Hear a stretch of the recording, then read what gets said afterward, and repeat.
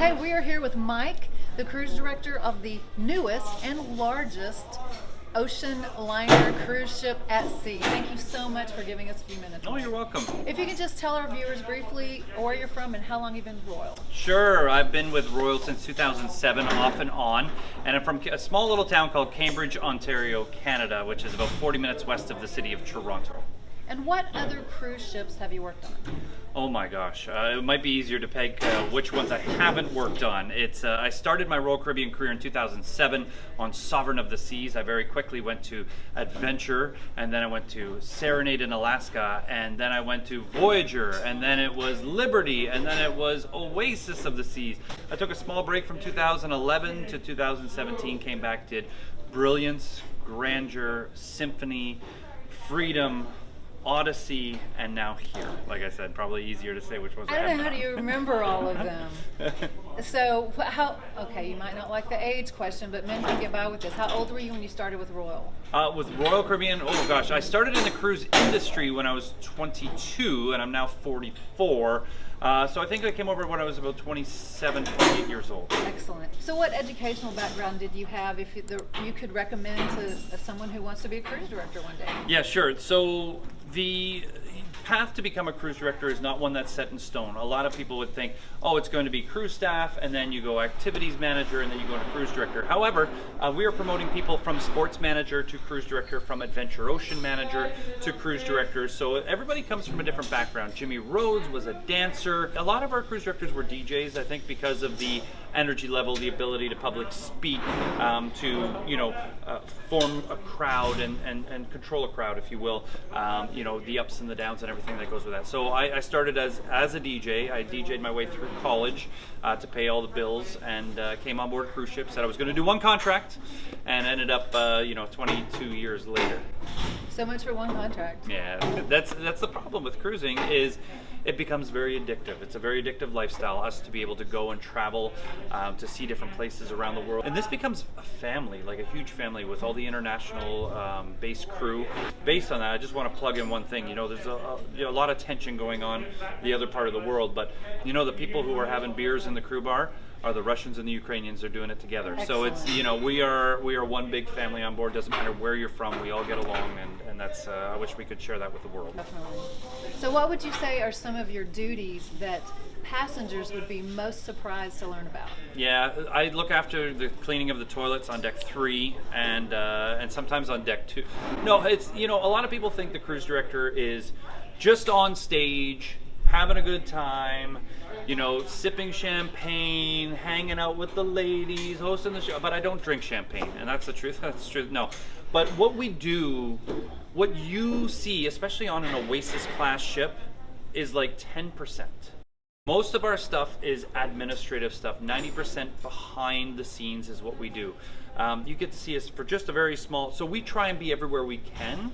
On this class ship, it's challenging, but we're talking everything from safety meetings to steering committee meetings to food committee meetings, crew welfare committee meetings. We sit on a lot of these boards, and we listen to our teams to help improve the crew morale and what kind of happens on board the ship. So there are a ton of meetings that go on behind the scenes that don't even relate to entertainment, but it involves our people. So we sit on the board to kind of help guide that and do what's best for our teams. But I'll give you an example. I'm already planning groups. Today is, what's today? April 5th or 6th, something like this? Yes, 6th. And I'm planning groups for 2024 on board this ship. So there's a lot of lead time and decisions that need to be made well in advance to set up the program for success, and for those groups that want to come on and cruise with us, right? Well, we appreciate all that planning ahead, hard work. Sure. What would you say is your favorite part or aspect or thing about one year? That's a great question. We're known for our award-winning shows, so that would be an easy cop-out for me to say. We're known for our award-winning Adventure Ocean program, another easy cop-out to say. But something that's unique to Wonder is our live musicians. We have more live musicians on this ship than any cruise ship in the entire world. We have the very first ever in Royal Caribbean history country band that we have that plays in the Mason Jar and also on the Promenade and other places as well. Even though we lost Jazz on 4, to a little non-smoking casino. I don't know how that happened, but we still have a jazz band on board. And we utilize the jazz band in the Central Park. We call it Jazz in the Park. We also, of course, have them in Music Hall. So the live music program is so robust on Wonder of the Seas that if you're a live music lover, it's a ship you really need to come to. And they're not what you would hear probably at your local pub. I mean, they are high quality entertainers. So you all, I know, get thousands of videos for auditions, and you all know how to pick them. They're really good. Yeah, the audition process, I mean, I could go on for an hour about that, but I'll just give you a little insight because nobody ever really asks that question. But it's so, let's take the drummer from the orchestra, for instance. If you're a drummer and you want to apply to Royal Caribbean, you get on a Zoom call. They send you an email form. They said, are you able to print? Make sure you're able to print. They send you 15 minutes before you're given a drum chart.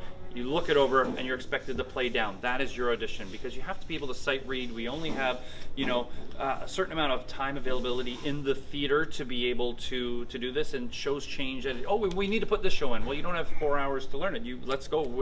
But these are the most professional musicians you'll ever experience, so they can handle those curveballs and just roll with the punches. The best of the best. Yeah. How would you recommend passengers to best experience Wonder of the Seas? Yeah, the ship, you can't just come on and do a short cruise. You have to do a 7-day cruise to really experience everything. And some would say even that's not enough because, the dining and entertainment options are, I used the word earlier, robust. It really is. You have to get, and you can't miss a show. Even if it's something you think is not up your alley, you have to still come to it because it will blow. There will be something that will blow your mind about it, and there's really something for everything on board. That's what I tell people too, especially new cruisers, is try everything because you never know if you're going to like it or not like it until you try it. Yeah, and that goes with the food too. Definitely. What do you think is the reason why passengers should choose Royal Caribbean over another cruise line? The big thing, and I'm going to wear this one. This one I am going to take the cop out because we have been awarded at least 10 years in a row #1 cruise line as far as entertainment goes. We've dominated that market, and back in the 80s it was all about the food on the cruise ship. Entertainment was an afterthought, activities were an afterthought, but now entertainment is right up there with F&B. People are like, I want to go on Oasis class because I want to see the Aqua show, I want to see the Ice show, I want to see these brand new productions that they have in the theater because every one is getting more complex and more like a Hollywood movie on stage, and we're really trying to outdo each one and take that giant step forward, which we seem to be doing. So definitely the entertainment is a key driver, and of course we're very family centric, right? So you're getting Adventure Ocean program, which any kids of any age can go up there and really enjoy. There's a teen, I don't know if you know this, we call it Social 100, but we also have a patio, a little outdoor area for the teens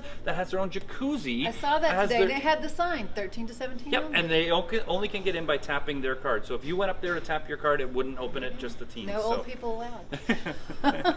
Well, thank you so much. That's all I got for you. Oh. Thank you very much, and thank you all for tuning in, and be sure that you look up Royal Caribbean and look up the itinerary for Wonder of the Seas, the biggest and newest cruise ship on the ocean.